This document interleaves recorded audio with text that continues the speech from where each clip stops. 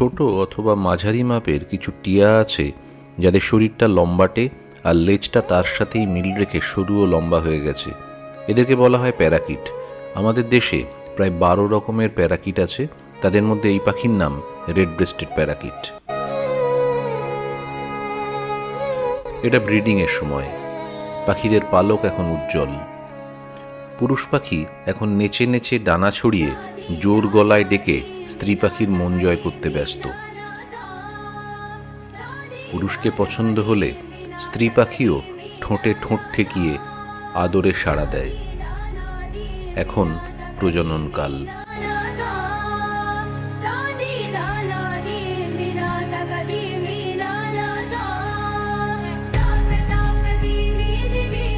এরা আলেকজান্ড্রিয়ান প্যারাকিট। এটা এদেরও প্রজননের সময়। সঙ্গী বাঁচতে শরীরের জোরটাও সময় সময় খুব দরকার হয়ে পড়ে। তবে কাউকে কাউকে যোগ্য সাথী বেছে নিতে অপেক্ষাও করতে হয়। বড় বড় গাছের অনেক উঁচুতে থাকা কোটরে প্যারাকিট ডিম দেয়।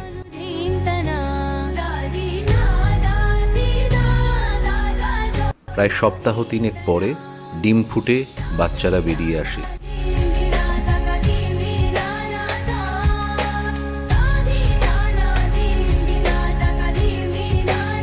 কোটরের ছানা ভয়ে ভয়ে বাইরের দুনিয়া দেখতে মুখ বাড়ায়।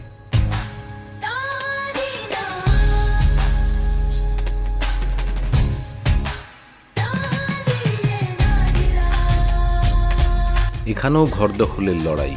গাছের অভাব, জায়গা সীমিত, কিন্তু সন্তানের জন্য মা বাবা তো সর্বশক্তি লাগিয়ে দেবেই, শত্রু পালাতে বাধ্য।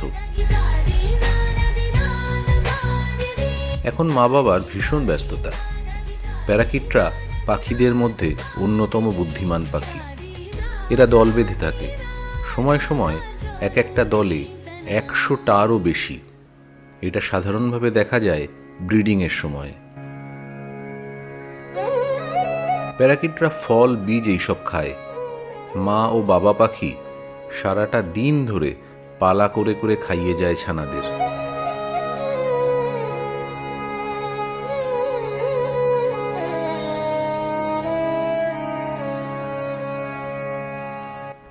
রেড ব্রেস্টেড প্যারাকিটদের ঠোঁট দেখে সহজেই পুরুষ ও স্ত্রীতে আলাদা করা যায়। পুরুষদের ঠোঁট লাল, স্ত্রীর কালো। তাছাড়া পুরুষের বুকের গোলাপি রং বেশি উজ্জ্বল।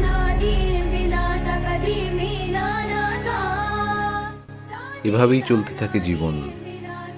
মাঝে মাঝেই মা বাবা উঁকি মেরে দেখে নেয় ছানারা ওড়ার জন্য কত বড় হলো। তাড়াতাড়ি বড় হতে হবে, উঠতে হবে আকাশে। রেড ব্রেস্টেড প্যারাকিটরা মোটামুটি 20-25 বছর বাঁচে, আর এজন্য ডানা মেলে উড়ে যাওয়া সব থেকে বেশি দরকার। এখনই আসল পরীক্ষা আকাশে ওড়ার।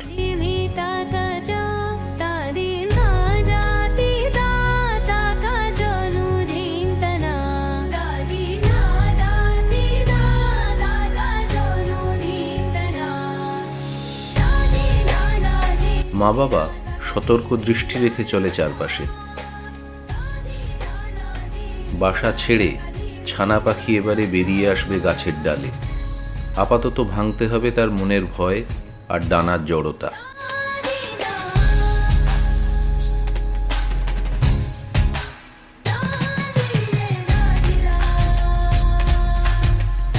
মোটামুটি 1.5 মাস বয়স হলেই রেড ব্রেস্টেড প্যারাকিট জাতীয় টিয়াদের বাচ্চারা উঠতে শুরু করে। প্রথমবার ওরা।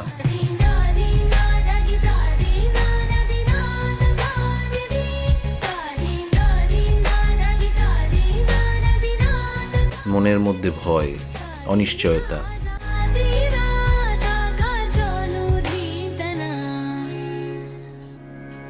তাই মা বাবা পাখি বারবার এসে সাহস জুগিয়ে যায় ছানাকে।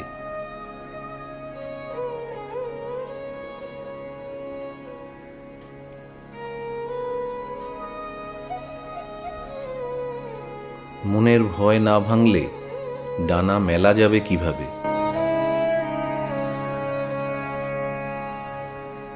বারবার চলে বোঝানো, বারবার সাহস দেয়া।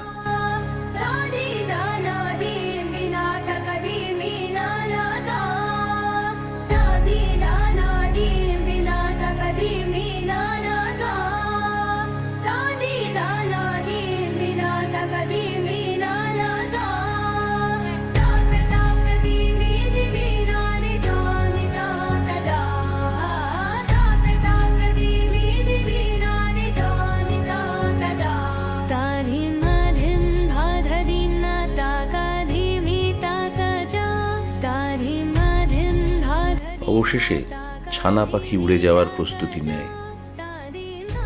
গাছের কোটর খালি পড়ে থাকে পরের বছরে নতুন করে ঘর ভরার আশায়।